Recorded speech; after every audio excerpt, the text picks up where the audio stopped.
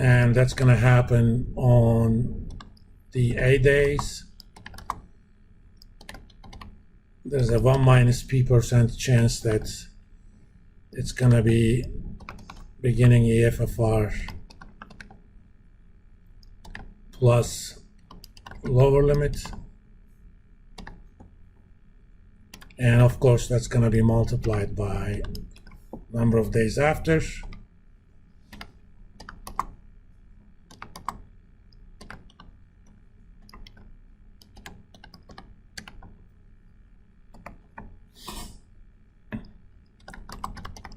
We will solve for P,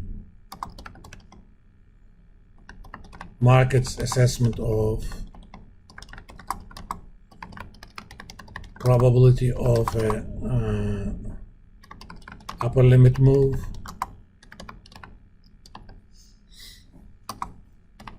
by making expected average EFFR equal to average rate implied by the futures contract. And I'm going to call it implied rate. That's equal to 100 minus current futures price.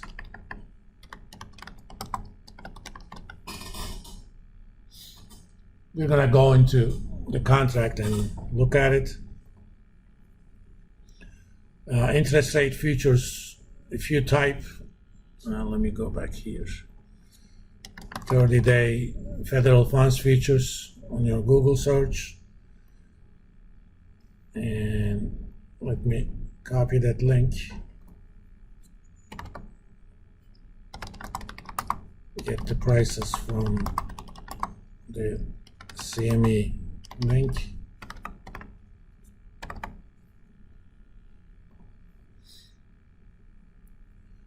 We'll talk about specs and stuff later, but let's look at the codes.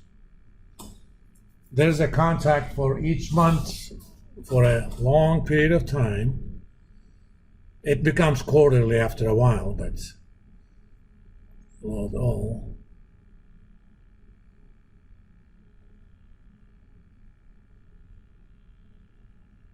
Actually, no, this doesn't become quarterly after a while. That's the euro-dollar futures, which we're going to talk about later. For the next 5 years, there are contracts. You're not going to see much volume 5 years from now, but if you look at the volume, this one, there isn't much volume, but there's a lot of volume in October, November, January, and so on and so forth. But first, we're going to look at the September contract. It says the price is 94.67. That means the implied rate is 100 minus that, which is 533. So market is expecting that the average is going to be exactly 533. That pretty much tells you that market is attaching zero probability of an increase, right? If they expect the average to be 533 and currently it's 533, they don't expect any increase for that, all right?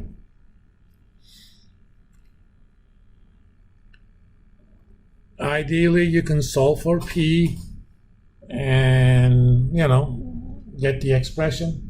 But we're civilized people. There is a tool that I have that I'm going to show you guys. But there's also a web page. In fact, I showed a friend the other day on WhatsApp. So let me see.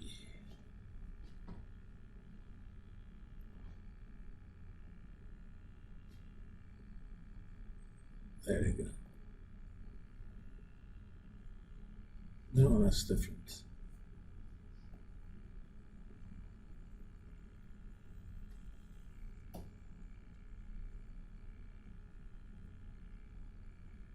Oh, there it is. This is a called CME FedWatch tool. If you don't know anything, you can look at there.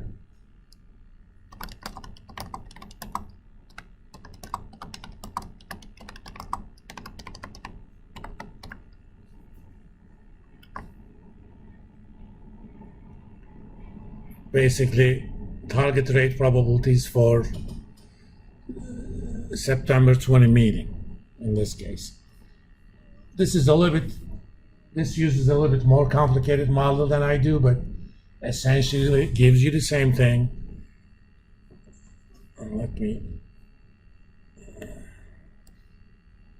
Remember, the current rate is 525, 550, so they're attaching 99% probability to that, only 1% probability to a rate increase. There's a meeting on November 1st, 69% probability of rates remaining as they are now, which is 525, 550. About 31%, a quarter increase, only about 0.3%, 50 basis points increase.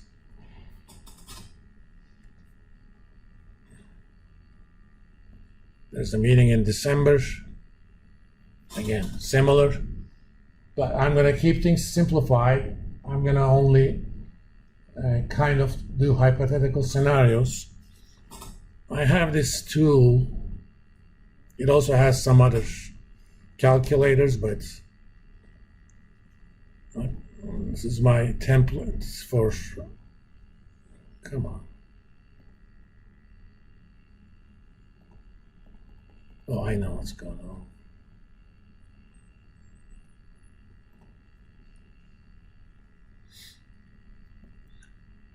I got it from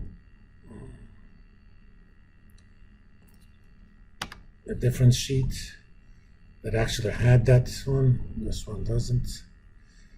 Let me save this, close it, reopen it.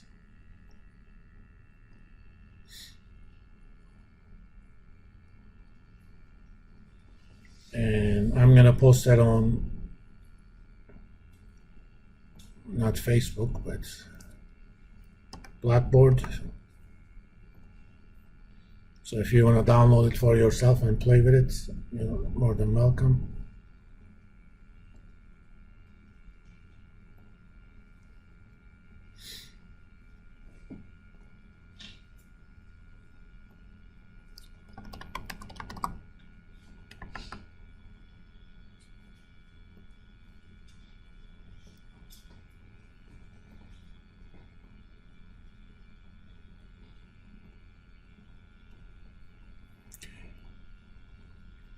I'm going to go to the sheet that says, this obviously has a secret template, but in my other classes, I calculate something called growth adjusted PE ratio, and some other stuff, but Fed funds rate futures. Just like in almost all of my templates, green cells are cells where you input things. The other, you're not supposed to touch them much. So, what's the meeting date? 20th of September, okay? Current EFFR, and I write them in basis points, 533. Enter the future price, multiply the futures price by 100. So, currently, it's 94.67, but I'm gonna use yesterday's price, because 94.67 means there's zero chance of anything happening. I'm going to use 94.66.75.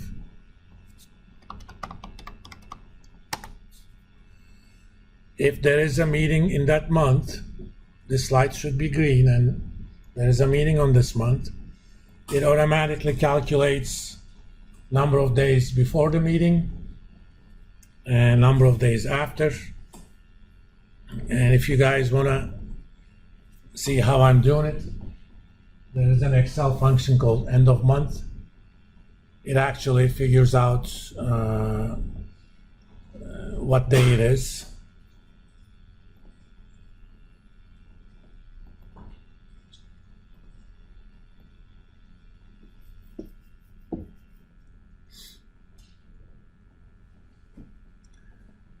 And we enter the futures price.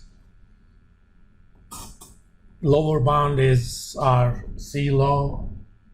I'm doing it with the increments of 0.25, which you could change, but typically that's what Fed does. It's extremely rare that they do anything other than multiples of 0.25. And upper bound, right now I'm letting it by just 25 basis points above. So lower is 0.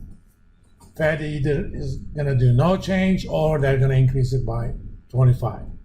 As I said, this is a simplified model, right? If this cell is all black, that means things are good, because I want the average if lower and average if upper bracket the current market average, all right? If it doesn't, for example, if the price was 94.60 or this lower bound is too high, decrease it.